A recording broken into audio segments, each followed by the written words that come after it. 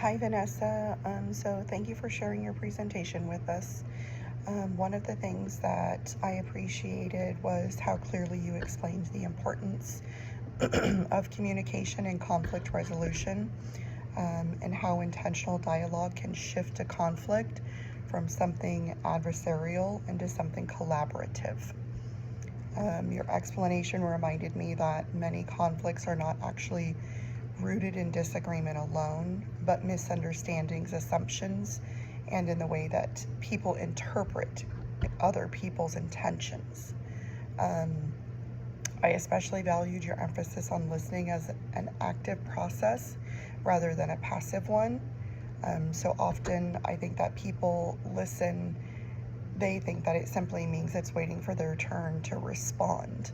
But you highlighted how effective listening involves asking clarifying questions, reflecting back what we hear, and making sure that the other person feels understood.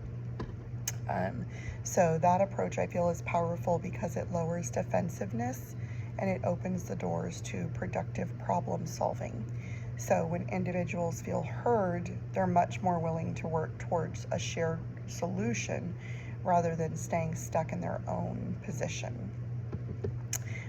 Another strength of your presentation was the way that you connected communication practices to real world settings. Conflict is something that we experience in professional environments, in families, and communities. And the strategies that you discuss, such as perspective taking, slowing down conversations, and focusing on interests rather than positions, are practical tools people can immediately apply. I think it's important in fast-paced work environments where deadlines and stress can intensify misunderstandings. Your presentation highlighted that taking a moment to intentionally communicate can actually save time, and it can prevent larger issues later. Um, your discussion also made me reflect how conflict can serve as an opportunity for growth. When handled constructively, conflict allows individuals to understand each other, to clarify their expectations, and in the end, if done correctly, it can strengthen a relationship.